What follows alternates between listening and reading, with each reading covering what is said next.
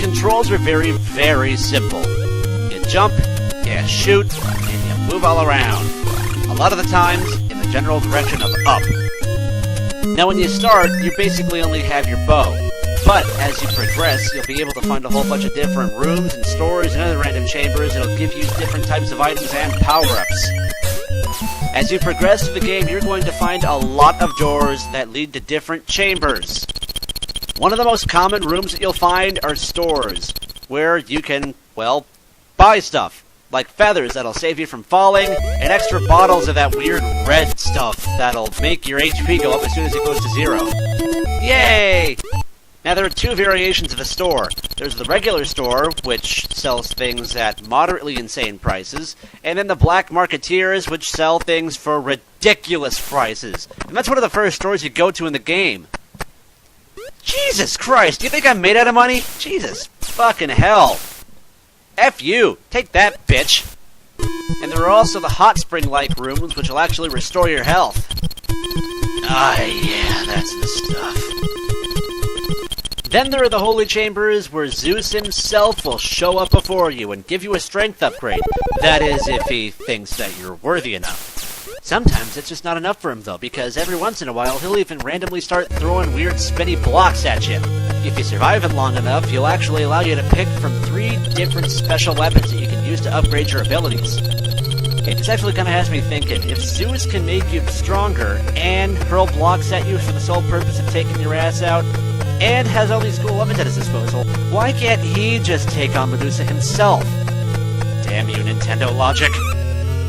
Treasure rooms will be able to get special items like health, hearts, and hammers. And the occasional room that does absolutely nothing. Wow. Now, I personally don't like to just storm up a level. In fact, I like to see if I can kill as many enemies as possible. Why? Because each enemy that you kill drops a certain number of hearts. And hearts are, oddly enough, used as currency in this game to buy items. And as you've probably seen earlier, some of those items can be hellishly expensive. Fortunately, if you do happen to be running out of cash, and you happen to have a second controller on you, you can actually haggle with normal shopkeepers. And, assuming your strength is up to snuff, it'll have the prices reduced to half. Simply press A and B at the same time, and then, well, you'll see if he'll either give in or be pissed off and jack up the price. Oh, damn. If you're really desperate for an item, there's also a credit card that you can find. Yeah, a credit card back in ancient Greek times, what the hell. But either way, you can use this thing with the black marketeers. Guess what they do? No hearts for you for a little while, little man. Now, I'm pretty sure that any seasoned Kid Icarus player will immediately tell you that the first weapon upgrade that you should get is the Crystal Shield. They are right. This thing is extremely handy. Think of it as like Jewel Man's satellite weapon from Mega Man 9. It's basically like a protective shield thingy that'll hurt enemies as soon as they get close to them. The game throws a whole bunch of enemies at you throughout the entire thing. Snake dudes, weird-eyed ball guys that float around kind of like in Galaga, weird snowman monsters, those stupid ogre guys that keep on stealing your weapons, the annoying Grim Reaper dude who summons little repet guys if he sees you, and weird little thingies that look like noses with eyeballs. Oh god, what other game can you say? I just got attacked by a giant floating thing in nostrils. Then there are really annoying enemies like the Eggplant Wizard. This thing will make you go fucking insane. Why? Well, because the bastard actually transforms you into an eggplant, and you have to go to a weird hospital-looking thing just to get the curse broken. It's annoying. You obviously can't compare the game's presentation set by the standards of today, but back in the day, this game looked great. Things actually looked like what they were supposed to look like. The ground tiles actually looked like they had texture to them. There was some backgrounds, and even a foreground. Now that's pretty cool. The random imagery and all that stuff in the background really sets the atmosphere of the game. The visuals pretty much capture the Greek mythology aspect of the game pretty nicely. And it has sort of a dark, gloomy, gothic atmosphere throughout the entire thing, which sort of gives off that feeling of desperation and no hope and all that stuff. And of course, seeing how the place has been taken over by an evil snake monster, I can understand why it would be like this. The soundtrack is just absolutely classic. It's incredibly recognizable, and the level in the first world is enough to get you in the mood for some serious ass-kicking. Or at least it did for me. The game originally came out in Japan in late 1986 under the name Hikari Shinwa Palutena no Kagami, roughly translated as Myth of Light, Mirror of Palutena. It would then later be released in mid-1987 in the North American and PAL regions as the much easier to say and way cooler sounding Kid Icarus. The game was re-released in 2004 on the Game Boy Advance, but in Japan only. Then, in 2007, the game was officially ported onto the Wii's Virtual Console, however at the expense of some of the cool passwords. Despite the mild success of the game when it officially came out, it unfortunately got vastly overshadowed by some of Nintendo's bigger franchises.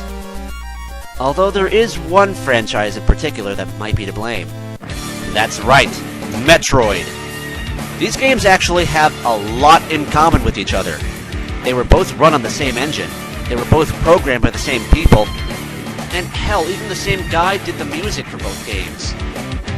If you've played both Metroid and Kid Icarus, you will be able to tell the similarities between the two. But again, you'll also be able to tell the differences that distinguishes them from one another. So I guess you could say that Metroid was Jesus, and Kid Icarus was Jesus' pretty much nobody brother Bob.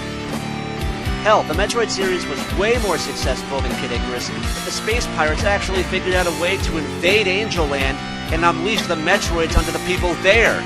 Seriously, those look just like Metroids. And that's freaky, huh?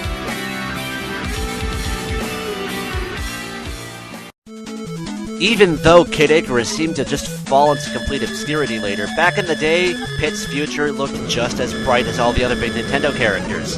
He had a cameo in some of the ending cutscenes in Tetris for the NES, and was also one of the only first-party Nintendo characters to show up as a main character in the cartoon adaptation of Captain N the Game Master. Although in that series they only called him Kid/Icarus, so whatever. Oh, and that douche-tastic eggplant wizard dude is in there too. I fucking hate that guy so much. The game did get a sequel, Kid Icarus of Myths and Monsters for the original Game Boy. Once again, it shared a lot of similarities with the Metroid sequel, which was also on the Game Boy, including running on the same engine, had bigger and more detailed graphics, even though it was monochrome, and also not being as successful as their NES predecessors.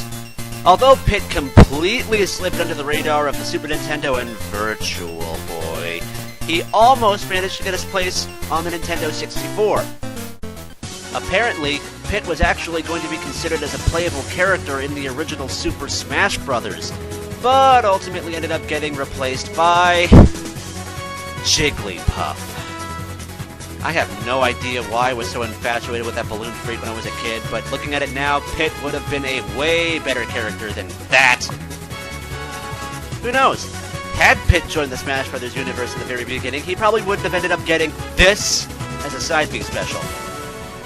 All hope wasn't just lost yet. Pit was once again going to be put into consideration for the game's sequel, Super Smash Bros. Melee on the Nintendo GameCube, alongside two other retro characters, the Ice Climbers and Balloon Fighter. However, only the Ice Climbers managed to make it to the final character roster, which is kind of a shame, but oh well. At least we got trophies of the other two, and a small hint that it could be possible that Pit could come back in a later game. Yay! Then the fanboys rejoiced because as of E3 2006, Pit was officially announced to be an officially playable character in Super Smash Bros. Brawl. And in March 9th, 2008, we finally got to play as the guy in the first time in about, 16 years? Well, except for that WarioWare game. And that was also pretty damn fun, even though his existence in the Smash Bros. Universe because of his moveset is rather controversial. But I don't care. I'm happy to see him back, personally. For quite a while now, there have been rumors flying around that Kid Icarus might actually get a full-blown series revival on the Nintendo Wii. Under the development of Factor 5, apparently, if this game does come to be and sells well, it will be way more than enough to forgive those guys for the abomination that they made for the PS3 called Lair.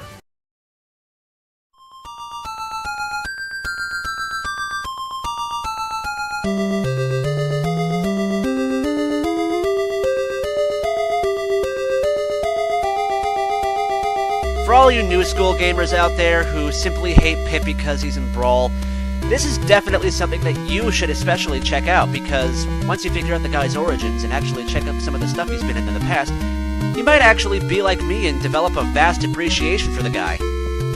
Even if the Angel Land story doesn't get retold on the Wii or even the DS, its legacy shall live on for quite a long time. Petrify this, you snake bitch!